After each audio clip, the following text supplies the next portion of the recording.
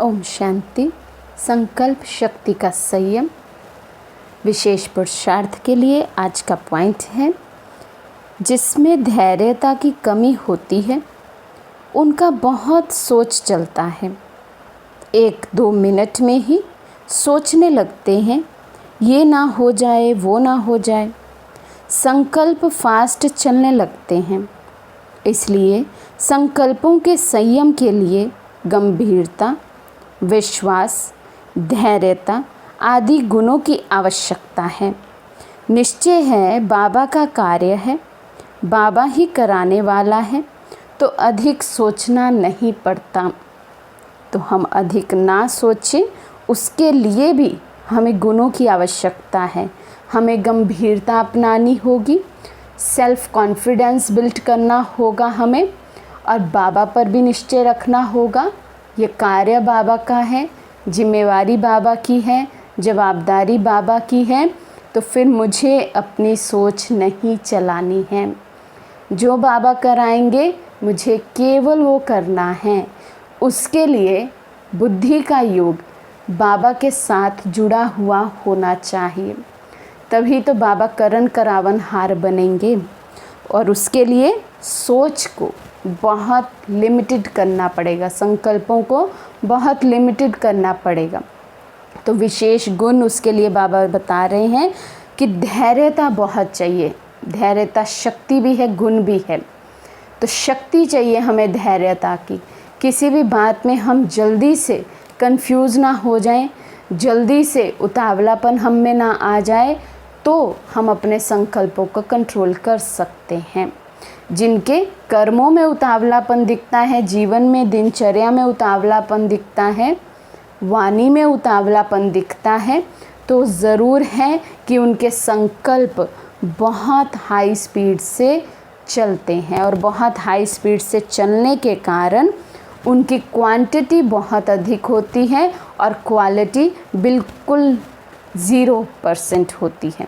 तो इसलिए अब इसको उल्टा करना है, क्वांटिटी कम हो, क्वालिटी उसकी शक्ति बहुत अधिक हो।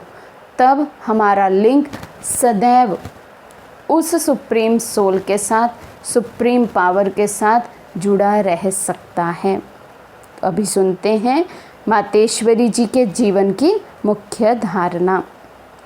मम्मा में 3 विशेषताएं स्पष्ट दिखाई देती थी।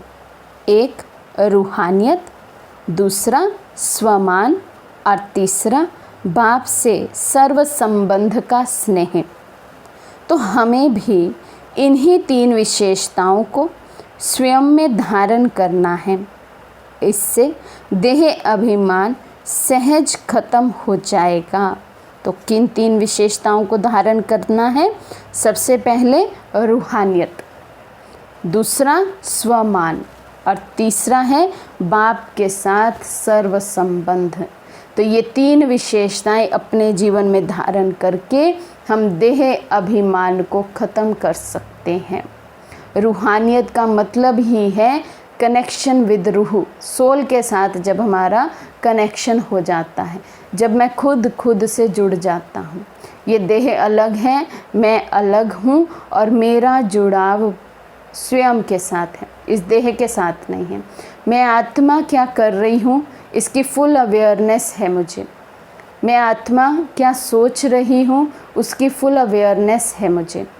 ऐसी अवेयरनेस होने से हम दूसरों को भी देह रूप में ना देख, रूह के रूप में, आत्मा के रूप में, सोल के रूप में देखते हैं, तो वो वायुमंडल और रूहानियत भरा हो जाता है। दूसरा बताया स्वमान। स्वमान मीन्स सेल्फ रिस्पेक्ट। अपने आप को मुझे खुद मान देना है। वो मान जो परमात्मा पिता शिव बाबा ने मुझे दिए हैं, वो टाइटल जो बाबा ने मुझे दिए हैं, वो है मेरा स्वमान। और स्वमान में टिकने का अभ्यास अगर हमें करना है, तो सबसे पहले कोई भी स्वमान अगर हम लेते हैं तो उसका मुझे मंथन करना है कि ये स्वमान अगर मैंने लिया है तो इस स्वमान की गहराई क्या है। जैसे मैंने लिया है स्वमान, समझें कि मैं मास्टर ज्ञान सूर्य हूँ, तो सूर्य का काम बाबा ने अभी बताया हमें पिछले हफ्ते मुरली में, सूर्य का काम क्या रहता है? एक, वो कीचड़े को ख़त्म करता है, सुखा देता है।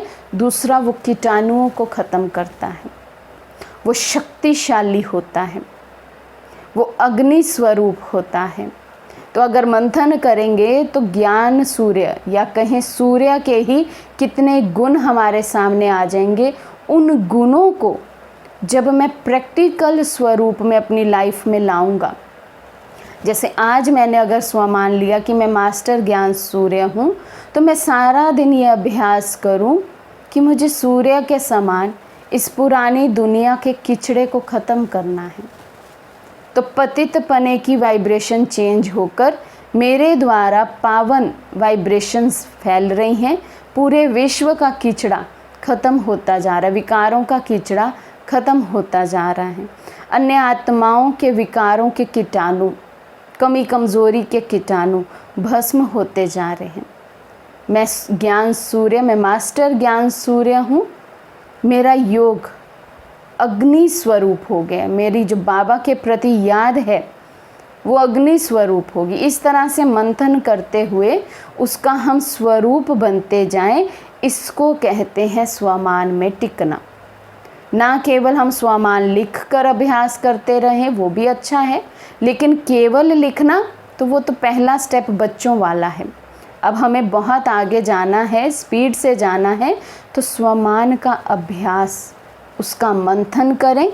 मंथन करके जो मक्खन निकलता है, जो सार निकलता है, उस सार में स्थित हो जाएं।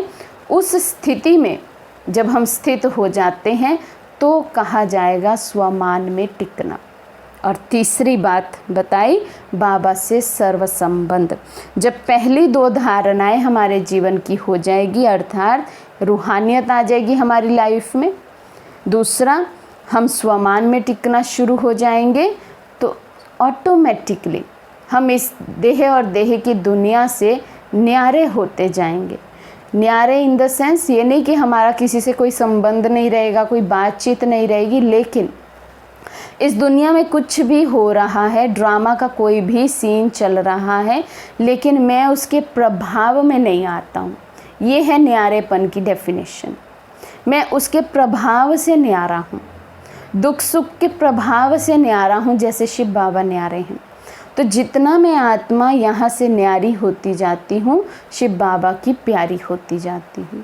तो शिव बाबा से मेरे संबंध, सर्व संबंध ऑटोमेटिकली फिर जुड़ने लगते हैं। वो रस मुझे शिव बाबा से आने लगता है। तो इस तरह से हम ये तीन विशेषताओं को अपने जीवन में धारण करें। आत्म अभिमानी स्थिति हमारी इससे पक्की होती जाएगी। देह अभिमान टोटली ख़त्म हो जाएगा। मम्मा ने यही पुरुषार्थ किया, हम भी मम्मा को फॉलो करें। अच्छा, ओम शांति।